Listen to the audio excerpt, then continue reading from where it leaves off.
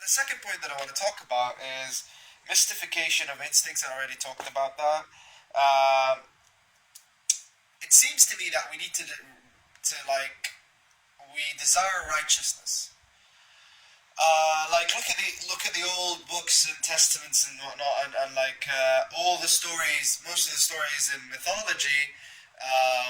When we're talking about like the myths that we tell our children about the superheroes, about the heroes, and how they are righteous, and how they're working by the law, and how they have a certain code of morals and all that, where they actually like where they put the language of instincts, they codify it in morals, in order to live in a certain social code, to allow the civilization to actually stay without too much killing, and which actually leads to the opposite, because we're kind of like causing a sort of we're diminishing our desires,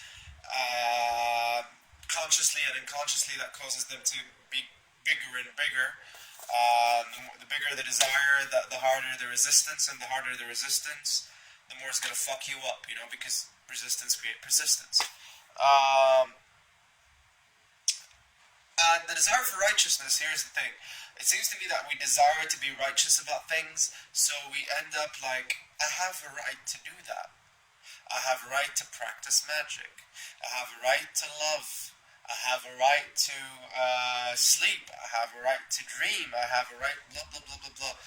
When a kid gets out of his, think in those terms. When a kid gets out of his mother's womb, does he think he has a right to breathe? Or he just breathes? He just breathes. There is no one telling him you should breathe or you shouldn't. It's totally up to him, and it's instinctual that he breathes. So at the end of the day, your instincts are there to help you out. But the more we actually allow the social codes to take over, the more we actually decrease the value of our belief in ourselves. Because at the end of the day, our self is basically like a corpuscle of desires, and interacting with them and how we react with those desires. And that leads us to the other symbol in the card, which is melancholy. Now, melancholy is a form of I don't know the psychological term for it, like what it would be considered, like a form of depression or a form of sorrow, or sweet sorrow.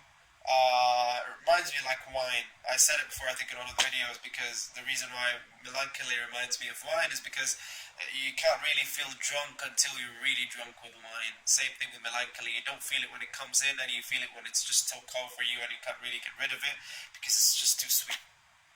And here's the thing.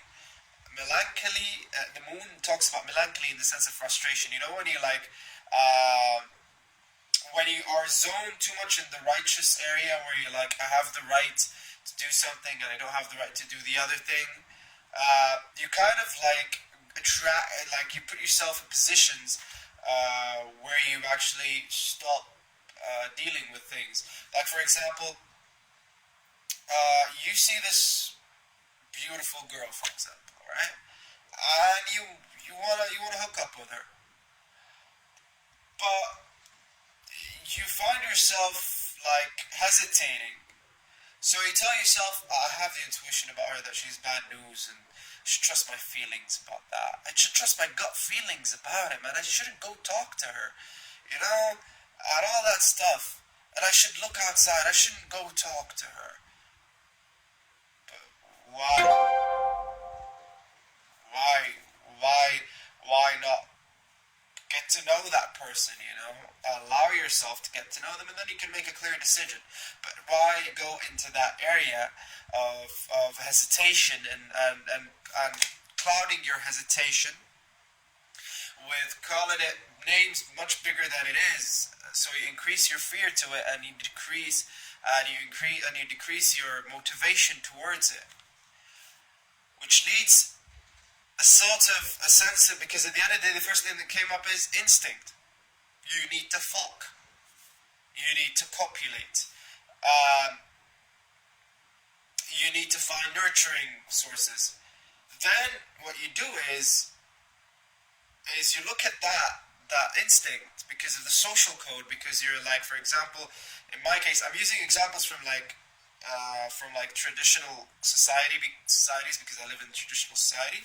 And the first thing that comes down to mind, oh, I don't want to do that because I don't want to end up like in a relationship where there is no like too much, and where there is like sex is not much, it's not going to need to happen. I want to get in a relationship with a foreigner who you can have sex with and all that. Well, that seems like a very good reason to follow, but at the end of the day, you don't know really what this person is. You're just making assumptions, and you're using information from past experiences to increase the value of how you're negating the possibility of anything to do with that. And whether you're doing the right thing or the wrong thing, there's only one way to know. You would go divining. Of course, this is about tarot and divination. And you could use the cards and ask them like, is this girl good news or bad news? And you would get the answer. You could do that, but don't go into assumption without actually consulting an experience. Get to know the person. Maybe they're actually they actually have what you want. You know, maybe your instincts. Your instincts are always right because at the end of the day, you wanna fuck her. You see a beautiful girl, so you gotta fuck her.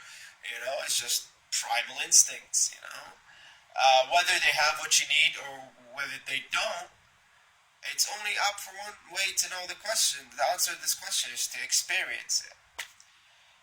And more in the next video.